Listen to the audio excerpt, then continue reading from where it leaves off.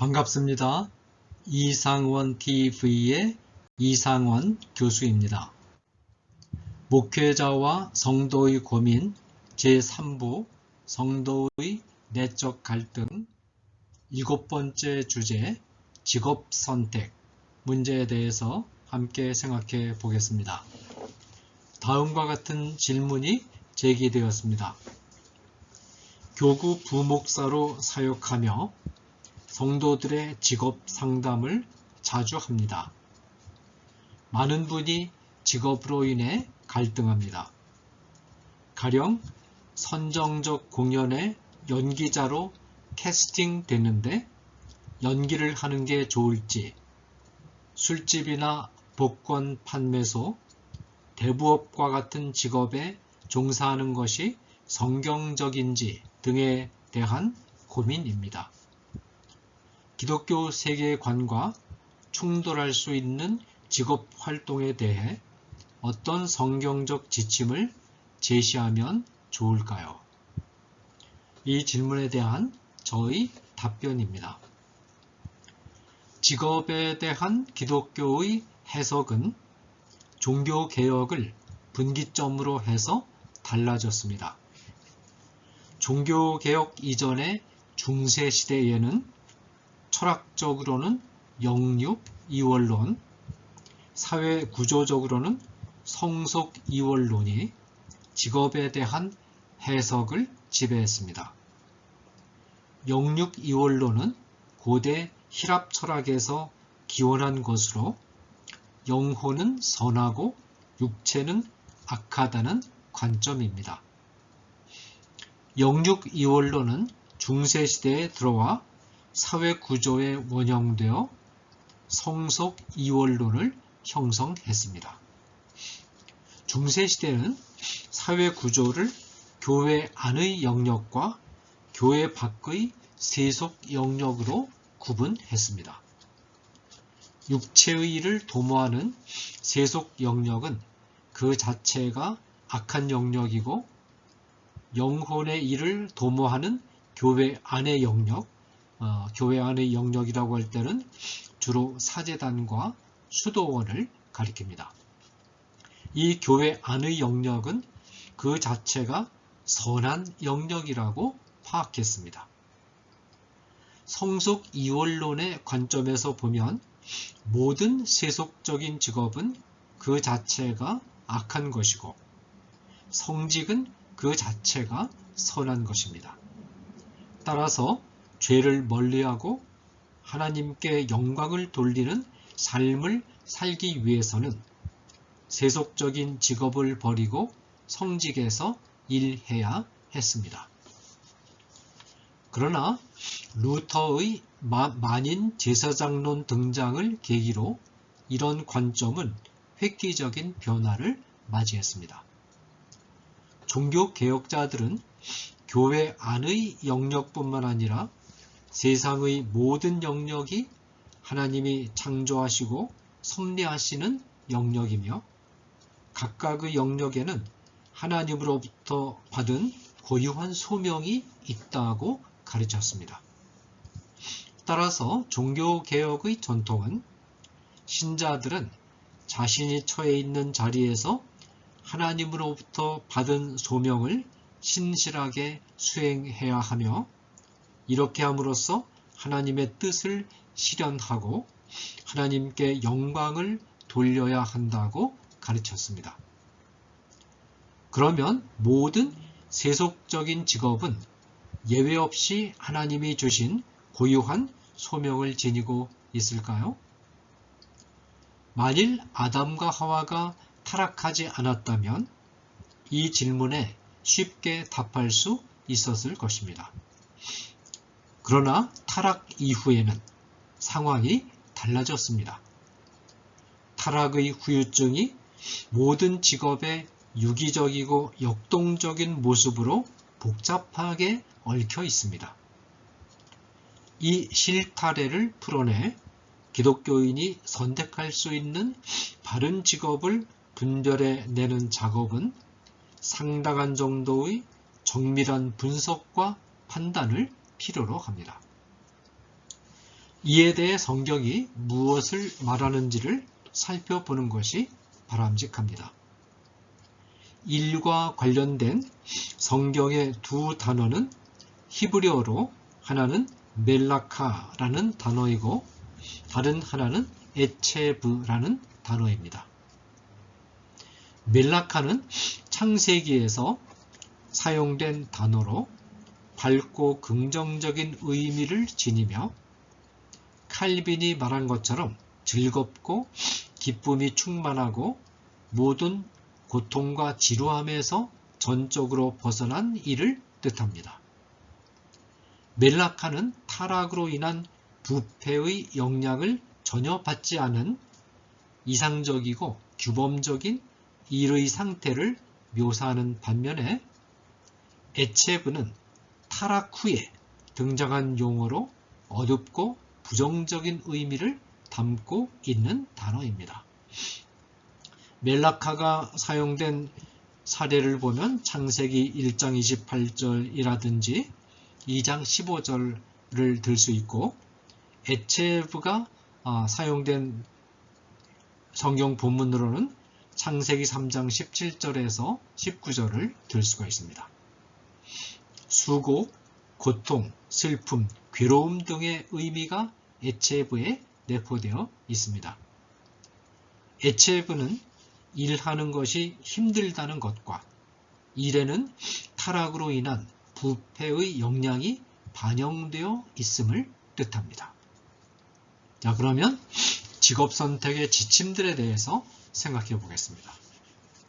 편의상 일의 스펙트럼을 그려보는 것이 도움이 될 것 같습니다. 이 스펙트럼의 왼쪽 끝에는 순수한 이상적 상태의 멜라카가 자리 잡고 있고 오른쪽 끝에는 죄에 완전하게 지배당한 에체브가 자리 잡고 있습니다. 모든 일은 이 스펙트럼의 어딘가에 배치되어 있습니다. 첫째로 가장 극단적인 경우부터 생각해 보겠습니다. 타락한 세상 안에는 100% 완전한 멜라카는 존재하지 않습니다. 그러나 일체의 보상을 바라지 않고 오직 하나님과 타인만을 위하여 순수하게 하는 봉사의 일, 예를 들어서 바울이 했던 자비량하는 선교 사역이라든지 무료 진료라든지 구제라든지 자선 활동 등을 들 수 있습니다. 이 일은 왼쪽 끝에 위치한 이상적인 상태의 멜라카에 가장 근접한 일로 간주될 수 있습니다.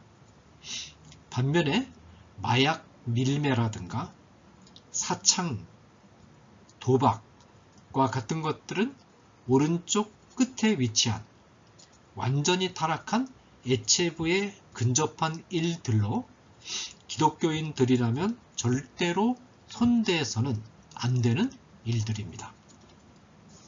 둘째로 첫 번째의 경우에 제시된 극단적인 경우를 제외하면 많은 일에는 멜라카와 에체브의 요소들이 다양한 양상으로 혼재해 있습니다. 직업들 가운데는 하나님께 받은 소명이 있어 기쁘고 즐거운 마음으로 수행할 수 있다는 점에서 멜라카임이 분명하고 동시에 열심히 일해야만 적절한 보수가 주어진다는 점에서 긍정적인 의미로 에체브의 특성을 갖추고 있는 일들이 있습니다. 이 경우는 일하는 사람이 일 그 자체를 좋아하고 적성에 맞아 힘들어도 즐거운 마음으로 할 수 있습니다. 이는 직업 선택의 가장 바람직한 경우입니다. 사회의 전 영역에 이런 바람직한 일자리들이 있습니다. 화이트 칼라의 일자리들, 예컨대 법조인, 의료인, 기업 경영인, 교수나 교사들, 고위 공무원들, 기타 전문적인 직종, 이 화이트 칼라 일자리에 해당되겠죠. 뿐만 아니라 블루 칼라의 일자리들, 예를 들어서 자동차 정비업, 택시나 버스기사, 환경 미화원, 소규모 자영업 이 등에도 이런 일자리가 넓게 열려 있습니다. 일 그 자체가 사회의 공익을 증진시키는 데 도움이 되며 일하는 자의 적성과 기호와 능력에 맞고 생계 유지에 필요한 적절한 보수가 주어진다면 비록 조금 힘들어도 즐거운 마음으로 보람을 느끼면서 일할 수 있습니다. 기독교인들은 할 수만 있으면 이런 일자리를 찾아야 합니다. 셋째로, 일 자체는 하나님을 기쁘시게 해드리는 일이지만 적성이나 기호에 맞지 않아 일할 때 별로 흥이 나지 않고 자신과 가족의 생계 유지를 위해 어쩔 수 없이 일해야 하는 경우가 있습니다. 이 경우는 멜라카가 부분적으로 반영되고 긍정적인 의미의 애체부도 반영된 경우입니다. 물론 기독교인은 할 수만 있으면 적성과 기호에 맞는 일자리를 찾아야 하지만 사회적 현실이 허용하지 않는 경우가 있습니다. 예컨대 법관이 되고 싶지만 당장 가족의 긴급한 필요에 부응해야 하는 경우가 있습니다. 이 사람은 부득이하게 마음의 꿈을 접고 자신이 원하지 않는 일자리에서도 일해야 합니다. 이때는 자신의 적성과 기호에 맞춘다는 가치 판단과 자신과 가족들의 생계를 유지한다는 가치 판단이 충돌을 일으키는 경우입니다. 윤리적으로 보았을 때 이 두 가치 중에서 생계 유지의 가치 곧 생명 보존의 가치가 더 우선하므로 적성에 안 맞더라도 가족의 생계 유지를 위하여 일하는 것은 정당화될 수 있습니다. 이들은 먹고 살려니까 이 일이라도 하지 않을 수 없다라는 생각으로 일합니다. 택시 기사들이 이 경우에 해당될 수 있습니다. 그러나 가족들의 생계 유지를 위해 흥이 나지 않고 힘에 겨운 일도 묵묵히 해가는 모습은 매우 숭고한 태도입니다. 가족의 생계 유지는 하나님께서 일에 두신 중요한 목적 가운데 하나입니다. 이런 상황에서 하는 일이 결코 무의미하기만 한 것은 아니며 일 그 자체에 하나님이 주신 고유한 소명을 확인시켜 주음으로써 일의 의미와 보람을 찾도록 할 필요가 있습니다. 예컨대 환경 미화원들이 하는 일은 전형적인 3D 업종입니다. 그러나 생활 쓰레기 처리 업무는 쾌적한 환경을 위해서 반드시 필요한 일입니다. 이 일이 낮은 자리에서 이웃을 섬기는 숭고한 업무라는 사실을 확고하게 인식한다면 일에 대한 자부심과 의미와 보람을 찾을 수 있을 것입니다. 넷째로, 일 중에는 하나님으로부터 받은 개인적인 소명에 부합하고 적성에도 맞아 즐거운 마음으로 행할 수 있지만 하나님이 세우신 질서에 어긋나는 요소를 내포하고 있는 일들이 있습니다. 예를 들어서 하나님은 안식일에는 일하지 말라는 명령을 주셨는데 일의 성격상 이 명령을 거스를 수밖에 없는 일들이 있습니다. 원자력 발전소나 철강 생산 공장의 일은 일주일 내내 기계 가동을 합니다. 기계 가동을 중단하는 것이 위험하고 다시 작동시키는데 어마어마한 경비가 들어가고 또 효율도 크게 떨어집니다. 항공기 운항이나 열차 및 대중교통 운행은 안식일에도 계속 해야 합니다. 또한 국방 의무 수행으로 경비 근무를 할 때는 주의를 지키기 어려운 때도 있습니다. 물론 기독교인은 가능하면 주의를 지킬 수 있는 직장을 모색하는 것이 바람직합니다. 그러나 한 국가나 사회를 형성하는 중요한 직종들로부터 기독교인들이 모두 철수하는 것은 너무나 소극적인 생각과 태도입니다. 힘들고 고민이 되더라도 현장에서 기독교인으로서 살아남는 방법을 적극적으로 모색해야 합니다. 주일에 일해야 한다면 같은 회사에 근무하는 기독교인들과 함께 예배를 드리는 것으로 신앙을 지켜내는 것도 한 방법입니다.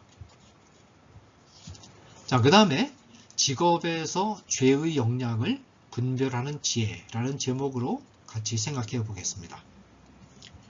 이제 다섯째로 하나님이 주신 소명과 애체부의 부정적인 특성 곧 죄의 영향이 잘 구분되지 않을 만큼 혼재해 있어서 기독교인이 해도 될 것 같기도 하고 해서는 안 될 것 같은 혼란스러운 일자리가 있습니다. 이런 경우는 일자리마다 개별적으로 그 성격과 특징들을 분별해 신중하게 판단해야 할 것입니다. 노래방은 시민들이 자신들의 삶의 고달픔과 애환을 정서적으로 해소할 수 있는 장이 될 수 있으며 노래방 운영자는 이를 통해 생계를 꾸려갈 수 있습니다. 시민들에게 노래를 통해 정서적인 카타르시스를 준다는 것은 일반 은총적인 의미가 있습니다. 다만 폐쇄적 공간인 노래방이 부당한 성적인 접촉의 장이 된다거나 술을 마시는 장소로 둔갑한다면 문제가 됩니다. 이 경우에는 노래방 운영 지침을 손님들에게 사전 공지하는 것이 필요합니다. 또한 기독교인이 드라마 시나리오를 집필할 때 지나치게 선정적인 장면이나 불륜, 동성애 장면 등을 삽입할 때 문제가 될 수 있습니다. 이 경우에는 드라마 전체의 맥락을 고려할 필요가 있습니다. 그 의도가 동성애를 미화시키고 장려하는 데 있는 것이라면 이런 장면을 넣어서는 안 되며 외부에서 이런 장면을 넣도록 압력을 가할 때에는 항거해야 합니다. 그러나 이런 장면이 다만 사람이 살아가는 삶의 모습을 묘사하는 정도에 그치고 드라마의 목적도 이런 장면을 장려하는 것이 아니라면 허용될 수 있을 것입니다. 마지막 여섯째로 사회적으로 묵인되지만 멜라카는 아닌 것이 분명하고 부정적인 애체부의 성격이 뚜렷한 일자리들이 있습니다. 기독교인들은 이런 일자리들을 선택해서는 안 됩니다.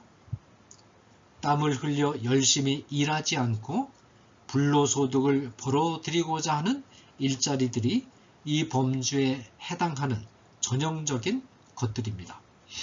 부동산 투기, 왜곡된 주식 투자, 다단계 판매 등을 예로 들 수 있습니다. 부동산 투기는 본인이나 가족들이 살지 않을 집을 사 놓았다가 가격이 오르면 팔아서 차익을 챙기는 방법으로 부를 획득하려는 시도로서 사회에 해악을 끼치는 왜곡된 경제 행위입니다. 부동산 투기로 서민들의 내 집 마련이 더 힘들어지고 젊은이들의 경제적 독립이 어려워지면서 젊은이들의 결혼 연령이 점점 늦어지고 있습니다. 주식 투자에 대해서는 기독교인이 산업계의 발전을 돕고 산업활동의 결과로서 생긴 이윤을 정당하게 나누어 받는다는 생각을 한다면 허용될 수 있습니다. 그러나 시세 차익을 노리고 투자한다면 일종의 도박 행위가 되는 것이므로 허용될 수 없습니다. 다단계 판매는 A가 회사의 물건을 B에게 판매를 하면 수입금 중의 일부를 A가 이윤으로 취하는 방법인데 근본적으로 불로소득에 기반을 둔 왜곡된 경제 행위입니다. 기독교인은 누구든지 일하기 싫어하거든 먹지도 말게 하라는 데살로니가 후서 3장 10절의 바울의 권고를 따라서 성실하게 일을 하고 그 일한 대가로 생계를 유지할 수 있어야 합니다. 기독교인은 정당하지 않은 이유로 불로소득을 추구해서는 안 되며 이웃에게 해를 끼치는 것이 명확한 직업을 선택해서는 안 됩니다. 기독교인은 가능한 한 주일 지키기를 보장해주는 일자리를 찾되 일의 성격상 불가피한 경우에는 주일에 일터에서 혼자라도 예배와 기도와 말씀 읽기 등을 유지하는 방법으로 영성을 잃지 않도록 노력해야 합니다. 감사합니다.